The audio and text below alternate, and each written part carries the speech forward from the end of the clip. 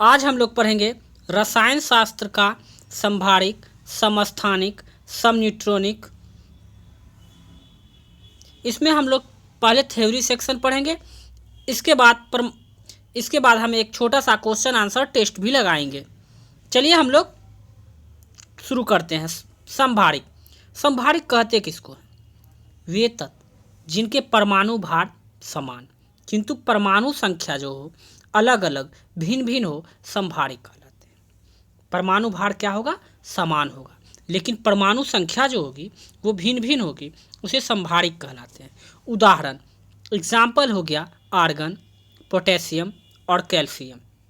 ये तीनों का परमाणु भार 40 होता है, किंतु परमाणु संख्या की बात की जाए तो 18, 19 और 20 होती है।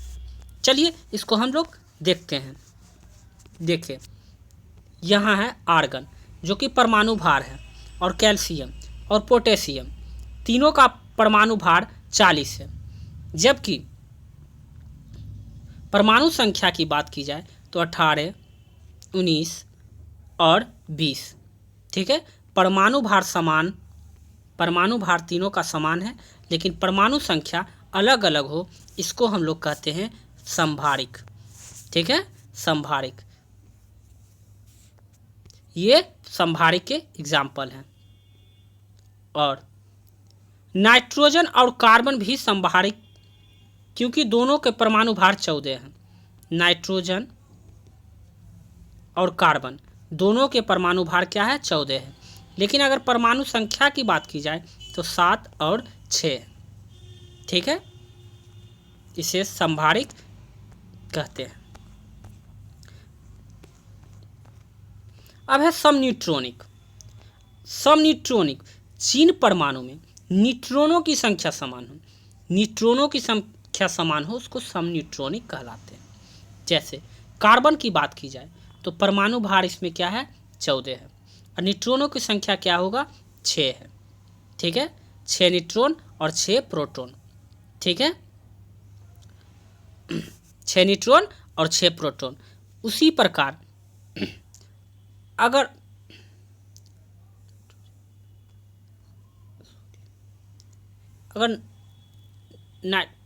इसमें भी देखिए, नाइट्रोजन में इसका परमाणु भार क्या है? 14 है, अब 15 है, और इलेक्ट्रॉन की संख्या इसमें भी देखिए 7 है, और प्रोटॉन की संख्या भी 7 है, और न्यूट्रॉन की संख्या 8 है। अब है सम इलेक्ट्रॉनिक। सम इलेक्ट्रॉनिक, सम इलेक्ट्रॉनिक का ऐसे आयन जिसमें इलेक्ट्रॉनों की संख्या समान होती है, सम इलेक्ट्रॉनिक कहलाती है। जैसे सोडियम, मैग्नीशियम सम इलेक्ट्रॉनिक के उदाहरण हैं। अब है परमाणु। सभी द्रव्यों की सबसे छोटी अविभाज्य कण परमाणु कहलाते हैं। सभी द्रव के सबसे छोटे कण जिसका विभाजन नहीं हो सकता है, उसको परमाणु कहते हैं। ये रासायनिक अभिक्रिया में ना तो भाग लेते हैं, और ना ही सृजित होते हैं, और ना ही इसका विनाश होता है। परमाणु का ना तो रासायनिक क्रिया में भाग लेते हैं, और ना ही इनका विनाश होता है। इसको एटम या परमाणु कहते हैं। अब बात करते हैं हम लोग अणु की, मोलेक्यूल की। जब किसी तत्व या यौगिक के सूक्ष्मतम कण जो स्वतंत्र रूप में रह सकता है और उस तत्व के यौगिक गुणधर्म को प्रदर्शित करता है, अणु कहलाता है। ठीक है, स्वतंत्र अवस्था में रह सकता है और उस तत्व के यौगिक के सभी गुणधर्म को प्रदर्शित करता है, उसको अणु कहते हैं। सभी गुणधर्म को प्रदर्शित करने वाले को अणु कहते हैं, मॉलिक्यूल कहलाते हैं। अब साधारण अणु ऐसे 2 या 2 से अधिक परमाणुओं के समूह होता है जो आपस में रासायनिक बंध द्वारा जुड़े होते हैं। साधारण अणु 2 या 2 से अधिक परमाणु के समूह होता है जो आपस में रासायनिक बंध द्वारा जुड़े होते हैं। ये देखिए, ये अणु जो अविभाज्य कण है, इसका कोई भी, और ये रासायनिक अभिक्रिया में भाग ना तो लेते हैं और ना ही इसका विनाश होता है। वहीं अगर मोलेक्यूल की बात की जाए तो ये 2 आपस में जुड़े रहते हैं। ठीक है, और ये रासायनिक अभिक्रिया में, ये स्वतंत्र अवस्था में रासायनिक अभिक्रिया में भाग लेते हैं। अब तत्वों के अणु, किसी तत्व के अणु एक ही प्रकार के परमाणुओं से बने होते हैं।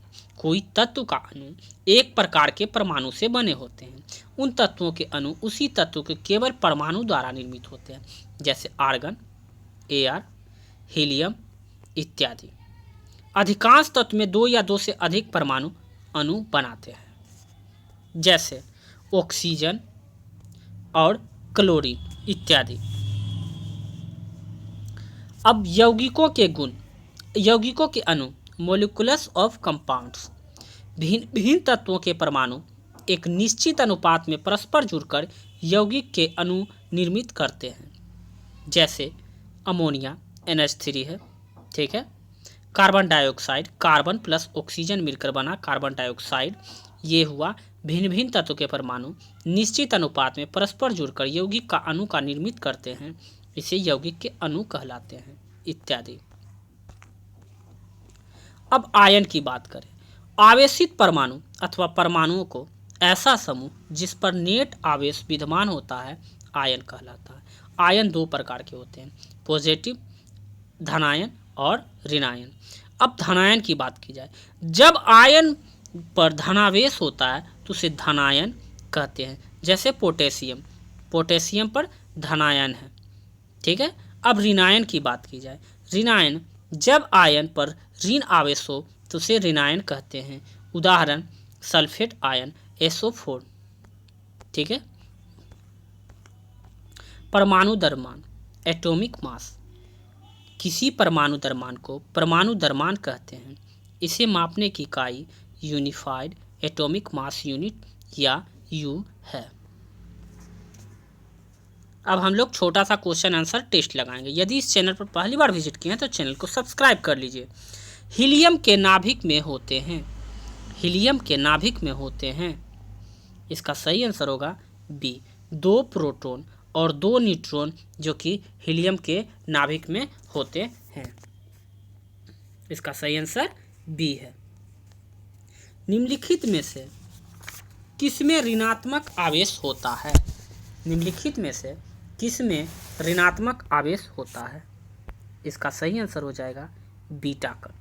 बीटा कण जो होता है वो ऋण आवेश कण होता है, ठीक है। जबकि अल्फा कण होगा धनावेश होगा और गामा किरण आवेशहीन होता है।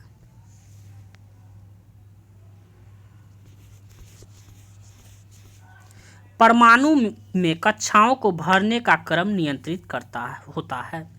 परमाणु के कक्षाओं को भरने का क्रम नियंत्रित करता है। इसका सही आंसर होगा ए, अपबाहु सिद्धांत द्वारा। अब अपबाहु सिद्धांत है क्या?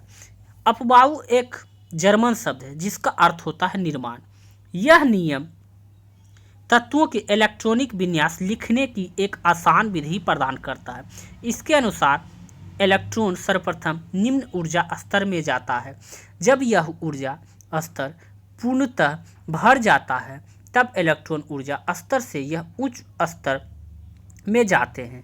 इस प्रकार का यह क्रम चलता रहता है। अपबाहु सिद्धांत पाउली के अपवर्तन नियम और हुंड मैक्सिमम मल्टीप्लिसिटी नियम तथा कक्षों की तुलनात्मक ऊर्जाओं पर आधारित है।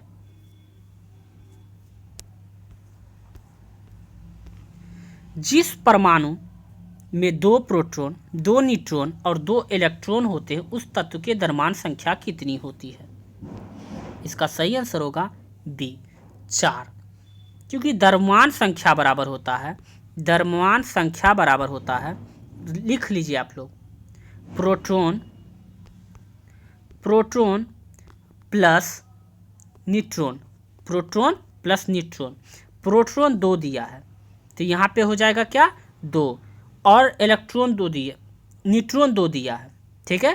प्रोटॉन और न्यूट्रॉन, 2 प्रोटॉन और 2 न्यूट्रॉन, 2 + 2, क्योंकि द्रव्यमान संख्या बराबर होता है प्रोटॉन प्लस न्यूट्रॉन, 2 प्रोटॉन और 2 न्यूट्रॉन, 2 + 2 हो जाएगा 4। इस तरह से आंसर आएगा बी। परमाणु जिसमें प्रोटॉनों की संख्या समान परंतु न्यूट्रॉनों की संख्या भिन्न भिन्न रहती है क्या कहलाती है?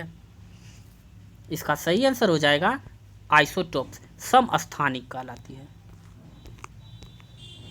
रेडियो एक्टिविटी का आविष्कार किसने किया था? रेडियो एक्टिविटी का आविष्कार किसने किया था? इसका सही आंसर है बैक्वेरेल। Answer is B.